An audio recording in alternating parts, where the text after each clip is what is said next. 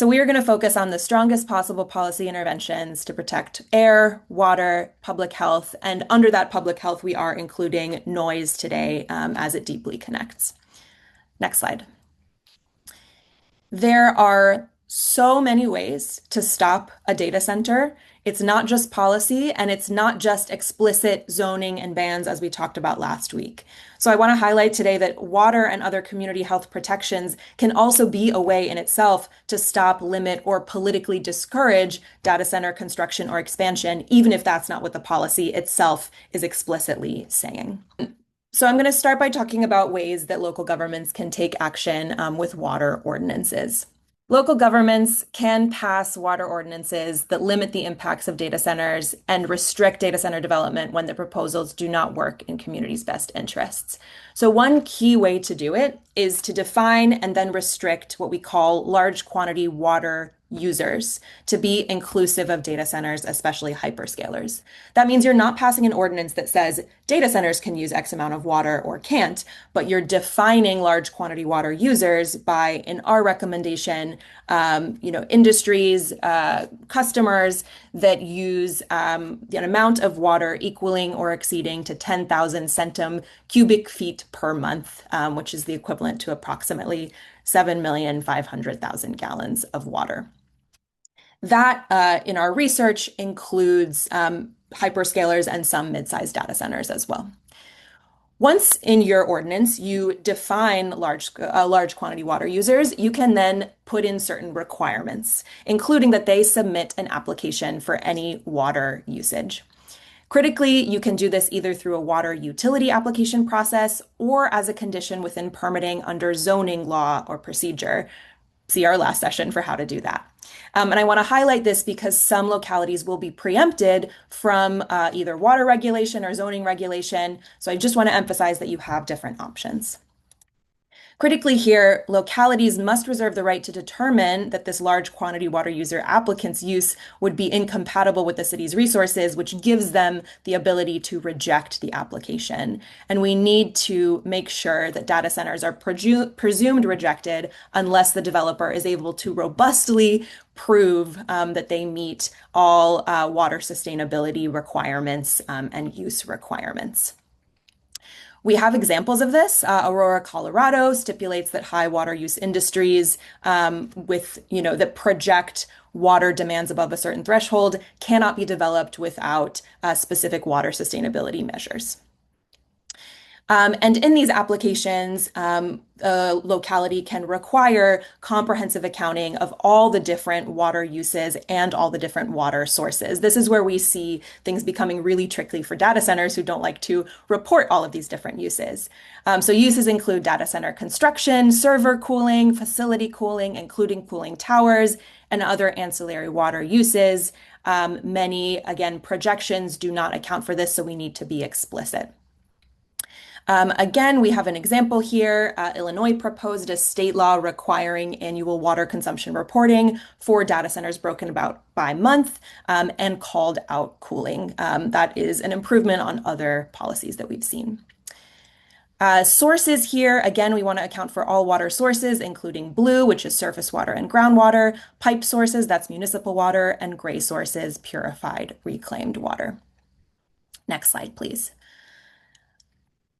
If you go about this approach, right, requiring applications from large quantity water users, you can also require them to submit a water conservation plan.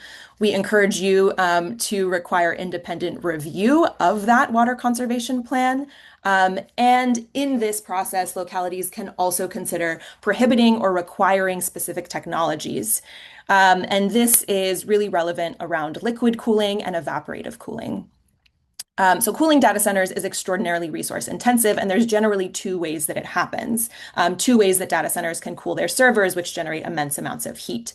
One is server liquid cooling, which is a process that delivers liquid coolant directly to the graphic processing units and that does not consume water in that process, although it does use more energy, which has water impacts. And then air cooling, which contradictorily uses water evaporation and is therefore more water intensive. So we do have examples where localities that are in more water scarce areas can prohibit evaporative air cooling as one way to address water use.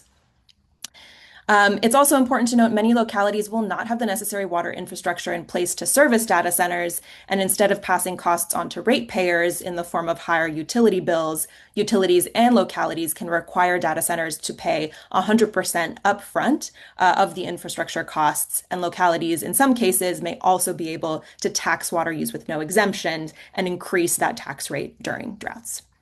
Next slide, please. We are also seeing a new approach that is not yet in our toolkit, but we're going to be adding it. And we'll hear about this today from two folks in Ypsilanti, Michigan. And this is water moratoriums. These are temporary time-bound prohibitions on water for data centers.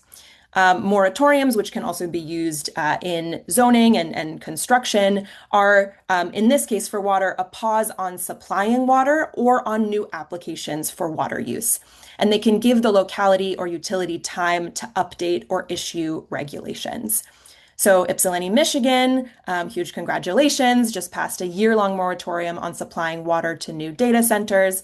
I'll let our speakers go into the specifics. But I want to emphasize here that moratoriums can be defined by the size or type of data center accessing water, or could be established for large quantity water users.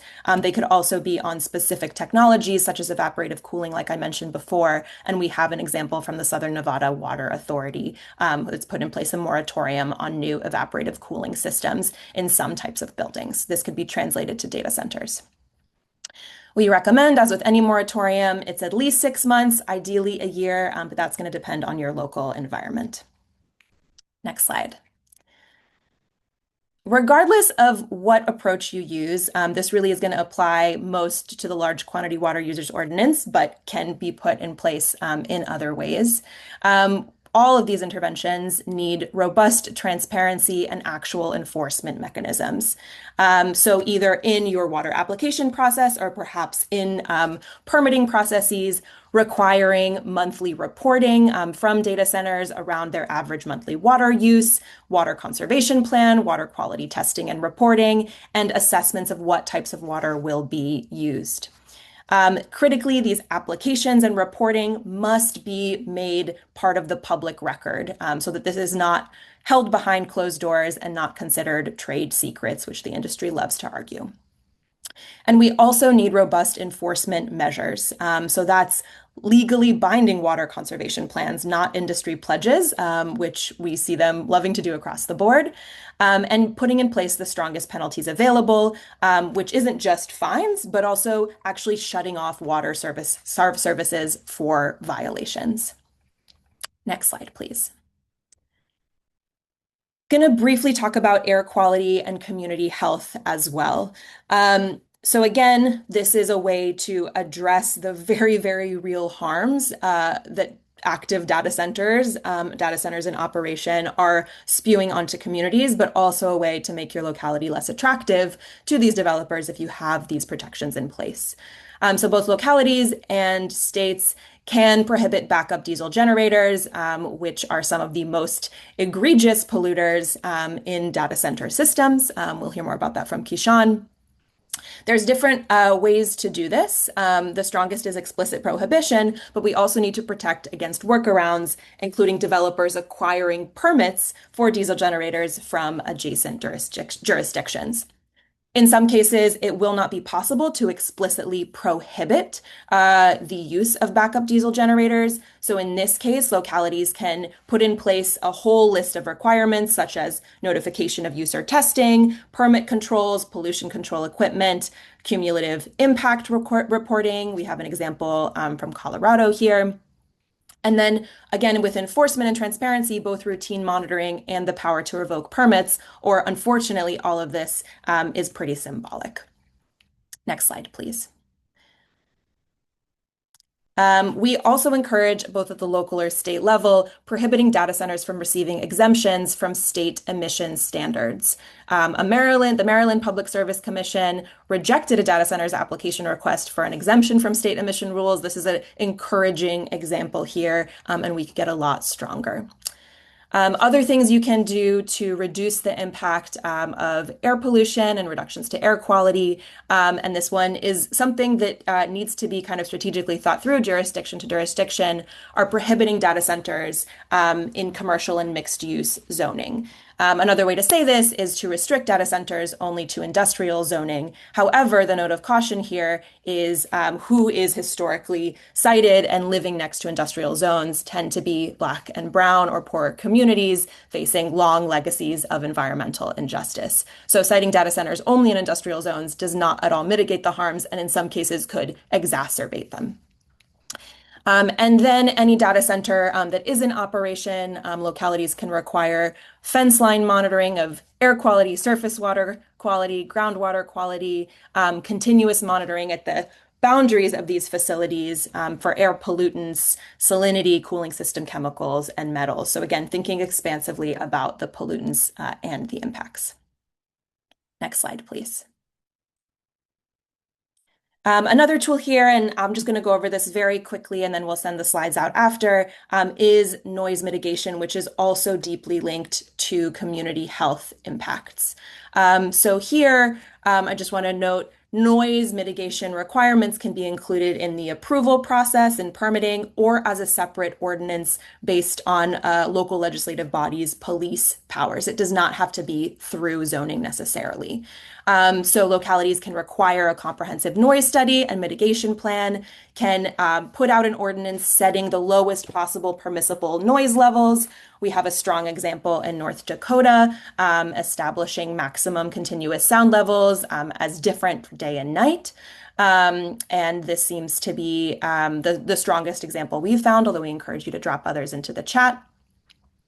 You can also vary levels by zoning, for example, requiring lower maximum levels in residential zones or abutting residential zones, and then again, requiring robust enforcement mechanisms, including a way for residents to complain, submit complaints, regular monitoring, and penalties.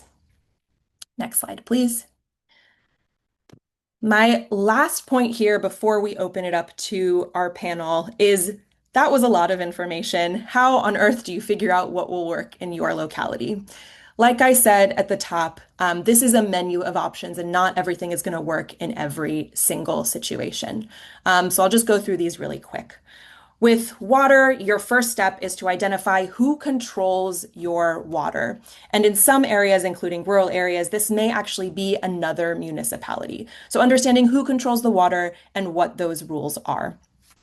And then understand if your locality is preempted by the state from specific water regulation. What do you have control over and what are you not allowed to regulate or to legislate?